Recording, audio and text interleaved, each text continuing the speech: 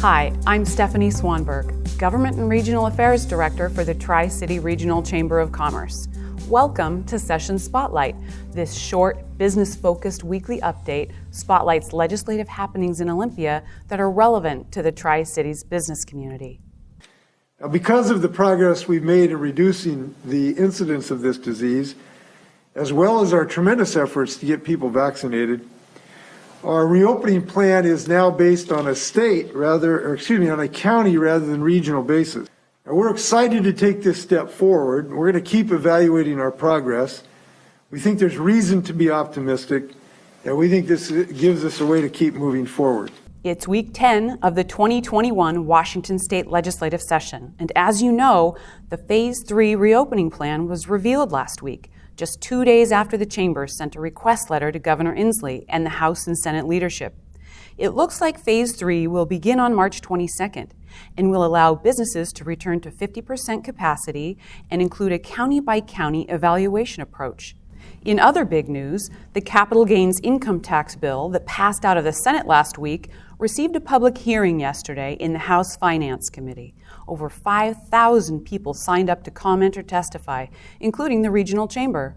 Approximately 2/3 of those who signed in supported it, and 1/3 were opposed. 39 testimonies were heard in the public hearing, including none other than United States Representative Dan Newhouse, who took a break from D.C. to testify in opposition to the bill. The chamber wasn't called to testify, but we have submitted our written opposition. Other bills that are seeing action include Substitute House Bill 1170, the Best Manufacturing Bill, which is alive and now in the Senate. This bill would provide a framework for the state to add 300,000 new manufacturing jobs over the next 10 years. Let's bring those jobs to the Tri. House Bill 1438 passed out of the House. This bill would expand eligibility for property tax exemptions for service-connected disabled veterans and senior citizens. The public hearing in Senate Ways and Means was Monday, and it is scheduled for executive session on Thursday. Engrossed Substitute House Bill 1410 eliminates penalties or interest on delinquent property taxes for residential parcels with 4 or fewer units. The hearing was yesterday, and it is also scheduled for executive session on Thursday. Engrossed Substitute House Bill 1189 allocates a portion of property taxes to finance public improvements in designated areas. The Chamber has advocated in support of TIF and related bills for several years. The Port of Pasco and Benton testified to the positive economic impact this type of economic development tool has had in the Tri. The bill is expected to get exec'd out of the Senate Business, Financial Services, and Trade Committee next week. Senate Bill 5444 would implement a per-mile charge on electric and hybrid vehicles. I thought this roads usage charge was dead, but it got pulled and is now on the schedule in the Senate Transportation Committee today at 4 p.m. Let's look at Engrossed Substitute Senate Bill 5115. This bill creates a presumption that if a worker gets COVID, it is presumed to have been contracted at the employee's place of work. That presumption can be rebutted, but the burden of proof still lies on the employer.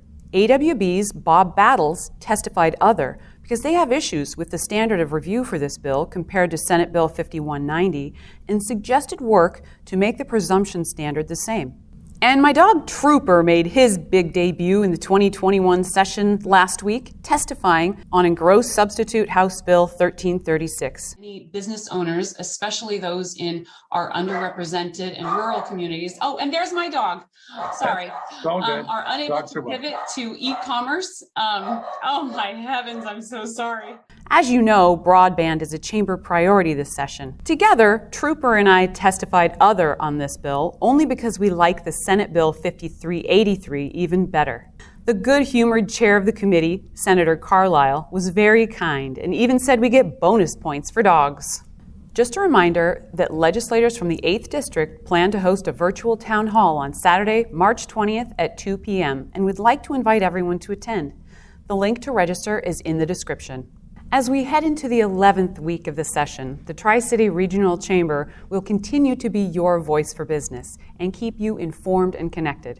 If you have any information on business-related bills that you'd like me to include next week, let me know. Before you go, take a look at some bills that are on the docket for a public hearing this week. And if you see something that you feel strongly about, go to ledge.wa.gov to register to testify remotely or submit your comments in writing. Thanks again for watching, and we'll see you next week.